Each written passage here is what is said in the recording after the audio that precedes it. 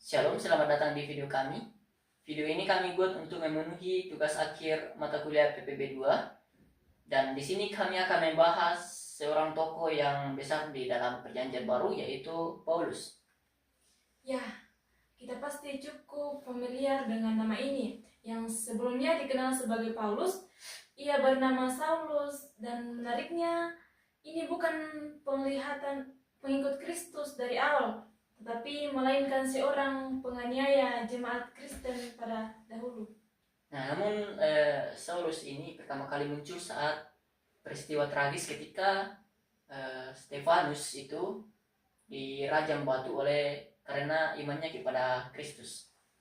Nah, Saulus waktu itu menyetujui kematian Stefanus dan bahkan setelah itu meminta surat kuasa untuk mencari dan memusnahkan umat-umat Kristen di Danzig. Nah, namun dalam perjalanannya ke Danzig itu terjadi sesuatu yang luar biasa. Allah menampakkan diri kepada Saulus melalui cahaya yang sangat terang dan suara yang berkata, "Saulus, Saulus, mengapa engkau menganiaya aku?" Nah, peristiwa itu membuat Saulus ini buta dan harus dituntun sampai ke Danzig. Nah, di sanalah seorang murid bernama Ananias ini dipanggil Tuhan untuk mendoakan Saulus. Setelah itu penglihatannya Saulus ini pulih dan dari situlah pertobatan Saulus ini dimulai. Ia dibaptis dan akhirnya dikenal sebagai Paulus. Banyak orang mengira nama Paulus adalah nama baru setelah pertobatan, padahal sebenarnya tidak demikian. Nama Saulus berasal dari bahasa Ibrani, karena dia latar belakangnya adalah orang Yahudi, sedangkan Paulus adalah bentuk namanya dalam bahasa Yunani, seperti sapaan yang digunakan ketika ia melayani bangsa-bangsa dan Yahudi. Jadi bukan soal pergantian nama karena pertobatan, tetapi lebih karena pada perbedaan konteks budaya dan bahasa. Jadi Paulus ini tidak mengalami pergantian nama ya, tapi itu hanya panggilan dalam bahasa Ibrani dan panggilan dalam bahasa Yunani. Dan tidak pernah dicerita dalam firman Tuhan bagaimana Paulus ini berubah nama. Paulus lahir sekitar tahun 3 Masehi di Tarsus. Dia dari suku Benyamin. Ia adalah seorang Ibrani sejati, bahkan seorang Farisi yang taat pada hukum Taurat. Iya, namun ya setelah pertobatannya itu kan dia ini menjadi penginjil yang luar biasa. Iya. Nah, yang tidak hanya memberitakan Injil, tapi juga menulis banyak surat dalam Perjanjian Baru. Nah, perjalanan misinya ini dimulai setelah ia ini bertumbuh dalam iman. Nah, setelah sempat tinggal di Danzig di sini. Nah, selama kurang lebih 3 tahun. Nah, orang-orang Yahudi mulai mengincar dan ingin membunuh Paulus. Maka ini diturunkan melalui tembok kota dalam sebuah keranjang dan melarikan diri ke Yerusalem di sini, Yerusalem. Dan kemudian ini bergabung dengan murid-muridnya di sini. Nah, di sini murid-muridnya ini menolak dia kecuali Barnabas. Nah, di sini. Kemudian dia ini dari Yerusalem ini ke Kaisarea di sini, Kaisarea. Kemudian ke Tarsus, itu tempat lahirnya sendiri, tempat kelahiran Paulus. Dan akhirnya ini dia ke Antioquia sini. Nah, di Antioquia inilah awal mula pengikut Kristus disebut Kristen, dan dari sini juga perjalanan yang besar dimulai. Pada saat itulah Paulus bersama Barnabas diutus dalam perjalanan misi yang pertama, sekitar tahun 46 Masehi. Dari Antioquia mereka pergi ke pulau yang disebut Siprus, mengunjungi Salamis, kemudian ke Pafos. Ya, dari Pafos ya ini. Jadi dari Antioquia ini ke Pulau Siprus, kemudian mengunjungi Salamis dan ke Pafos. Kemudian dari Pafos gimana? Kemudian mereka menyeberang ke daerah Asia Kecil, ke tempat-tempat seperti Perga, kemudian ia ke Antioquia di Pisidia, Di sini mulai juga Paulus diusir, kemudian Jadi di Antioquia di Pisidia ini ya ada dua ya. Ya ada Iya. dua.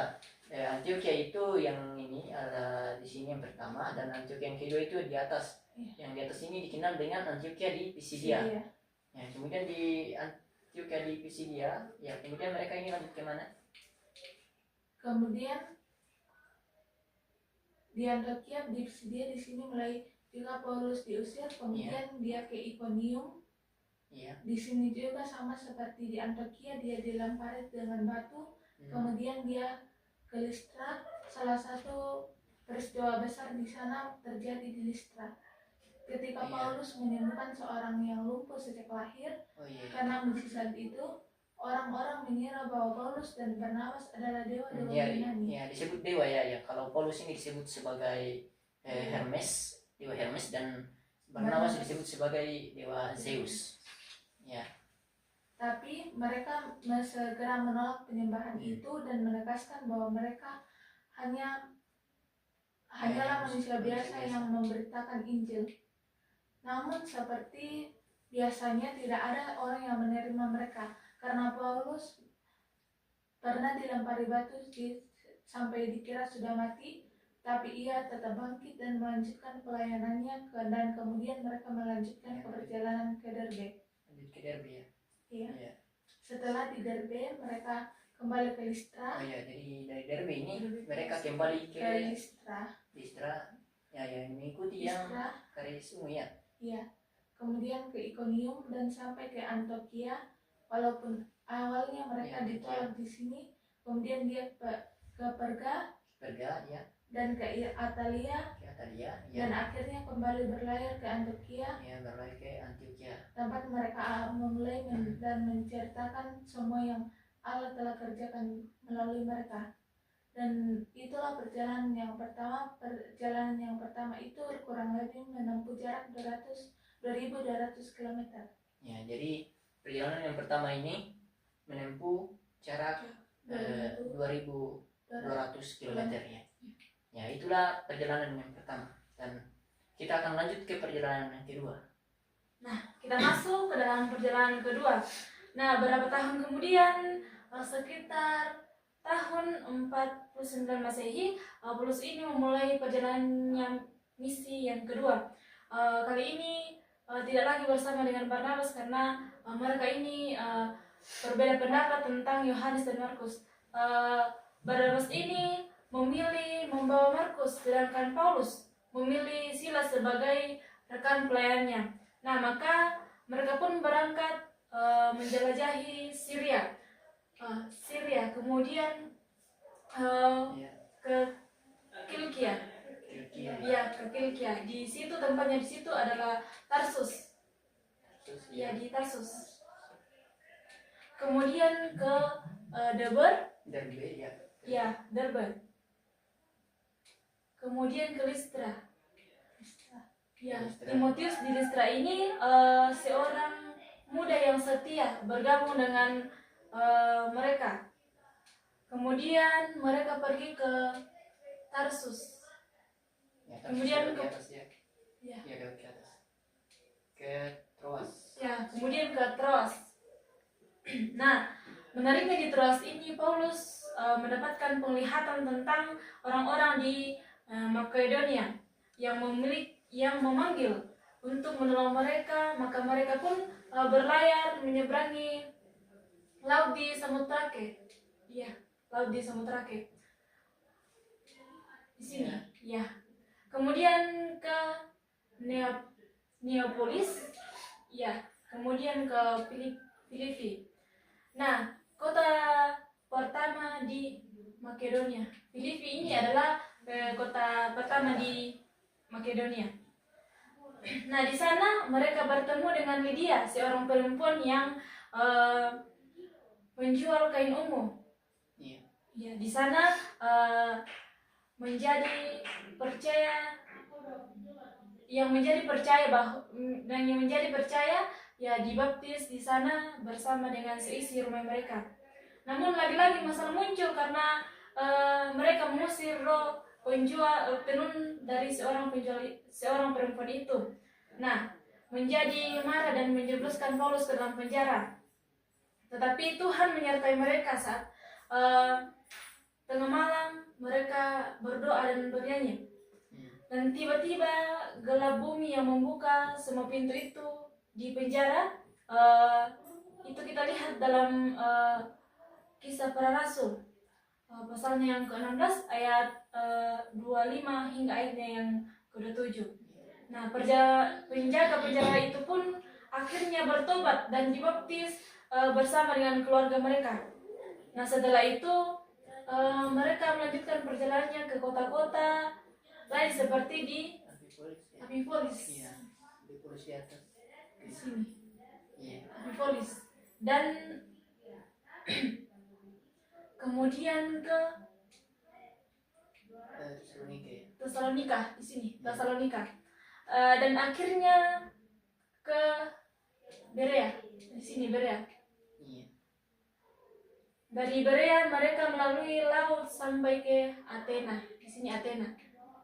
Kemudian ke Korintus. Nah, di Korintus ini Paulus tinggal cukup lama, sekitar 1,5 tahun. Nah, di situ Paulus menulis surat 1 dan 2 Tesalonika. Dari Korintus ini dari Korintus ini ke Kenkrea. Ya, dari Korintus ini ke Kenkrea. Dan akhirnya mereka menyeberangi sampai ke Efesus. Nah, di Efesus ini mereka turun berlayar. Ya, berlayar. Berlayar lagi sampai ke Kaisarea. Kaisarea ya. Di Kaisarea, di sini Kaisarea. Kaisarea. Dari Kaisarea Yerusalem ke Yerusalem. Sini Yerusalem. Nah, sebentar dan dari Yerusalem ini ke Damsyik. Ya, dari Damsyik ke sini, ke Damsyik. Ya, Damsyik. Dan akhirnya kembali lagi ke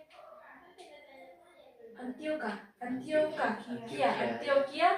Dan itulah perjalanan yang kedua. Perjalanan yang kedua itu kurang lebih menempuh perjalanan sekitar jarak 4.500 km. Nah, itulah perjalanan yang kedua.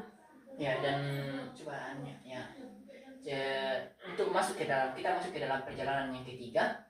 Nah, perjalanan ketiga ini dimulai sekitar tahun 53 Masehi.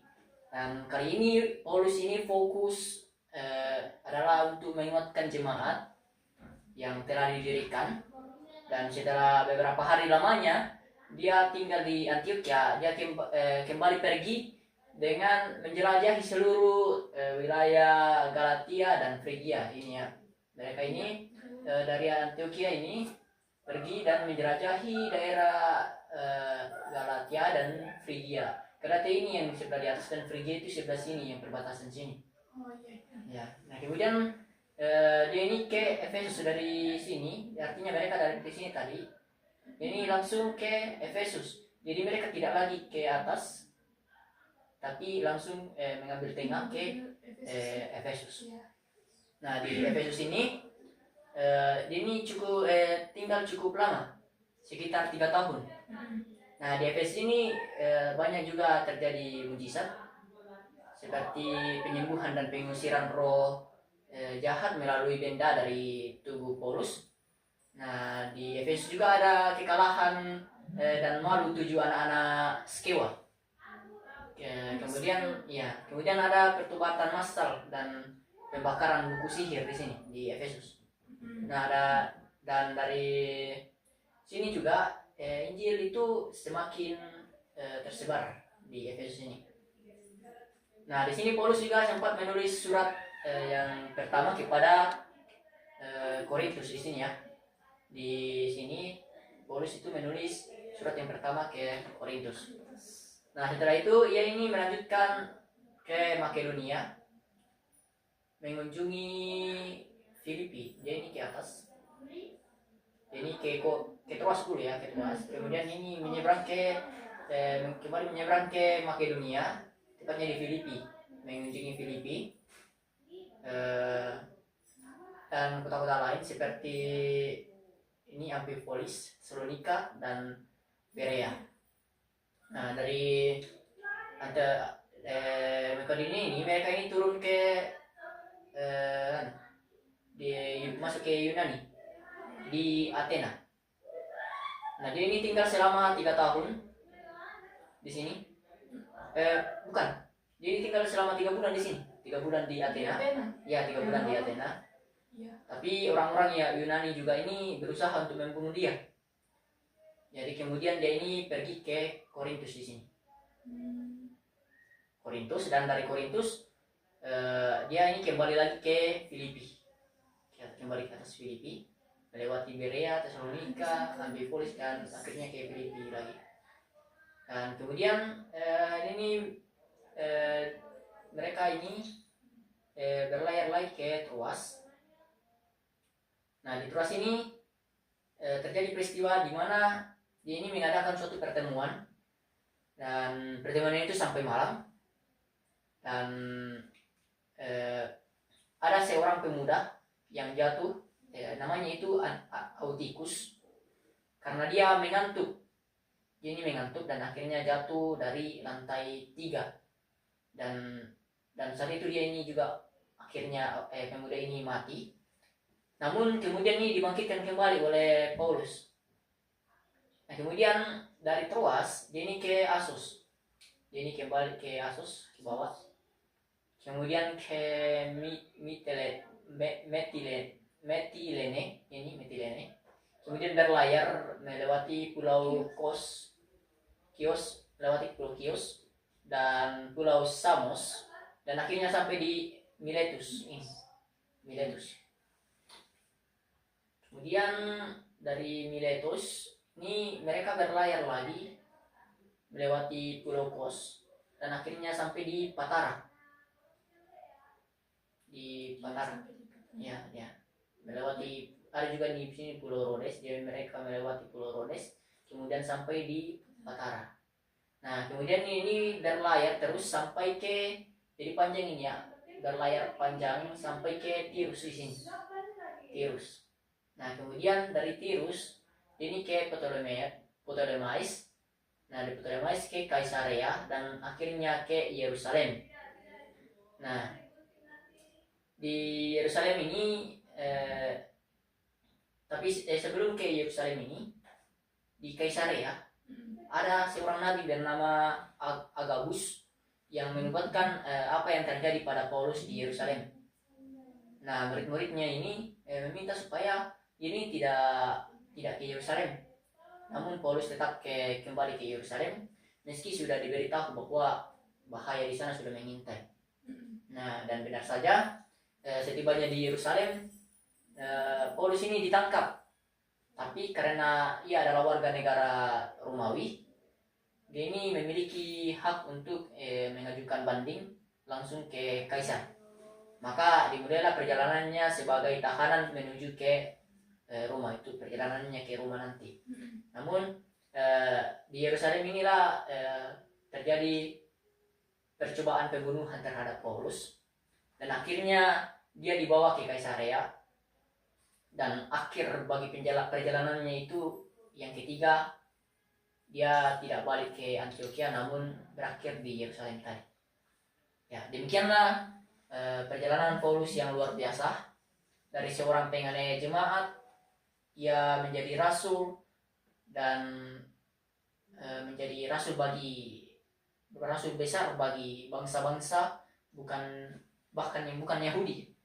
Ya, hidupnya adalah bukti bahwa kasih karunia Allah sanggup mengubah siapapun yang membuka hati untuk percaya kepadanya. Dan itulah dia video kami. Kami menutup video ini dengan ucapan terima kasih.